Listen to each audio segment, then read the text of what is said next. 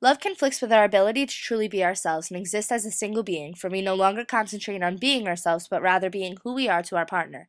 Plato's Symposium validates the joining of two separate halves as a necessity for a true deep love to exist, but this has become a danger when it comes to who we are as separate beings. Existentialists say to live in bad faith is to construct a reality that ignores all things you want to ignore. When considering love, this is quite apparent, for to be in love you must separate yourself from emotional or physical connection to all other beings. Therefore, we keep ourselves from analyzing views of how we are seen in certain people's eyes, in fear that it will interfere with our love with our partner, ignoring a vital part of existentialism according to Existence in Black. Love initially allows one to retain individuality, but only if the love is mutual, for when you do things for the we, it benefits the I as well. But if the love is not mutual, you are putting into the we and not receiving benefits for the I, which is detrimental. Constructing a new identity around an individual can cause a serious identity crisis if your partner is no longer around. For as Mead is saying, we are all the people we are constructed by, but when we fall in love with someone, they become fundamental to us and who we are, which brings us to the issue of identity. In class, we discussed that identity is not constructed in isolation, but in dialogue with others, particularly in dialogue with significant people in our lives. For the reason we call them significant others is because part of our identity comes from them. We also discussed that part of the struggle of being young is finding yourself in the midst of the people who contribute to who we are.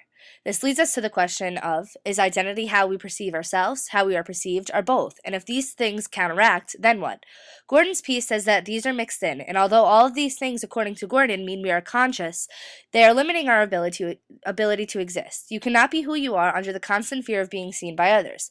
Therefore, some deny they are seen and therefore become narcissists, letting others take control of them in order just to fit in and be seen as normal. In some aspects, norms are a benefit to society, but in other they are detrimental. And letting those around us construct who we are and what we stand for limits the existence of ourselves as true beings. In times where the societal norm was to wait until marriage to have sex, sex was not much of a threat to individual existence. For once married, the fear of losing the person who you center your new identity around is not likely. However, in today's culture, sex does not always equate love, and rather fulfills many times the idea of sex as besides his first idea of love, a vulgar or common love. This love being sexual love, which will only fulfill and alleviate one so much. Therefore, sex is no longer always a part of an equation of joining someone who creates your new identity. Rather, it can become a cause of paranoia for many who worry about how their partner will perceive them, and how their partner may make them out to be to others. Sex, which was once a key part of new identities, is now causing a paranoia in how we are perceived by others in society, a circle which brings us back to our initial issue with identity.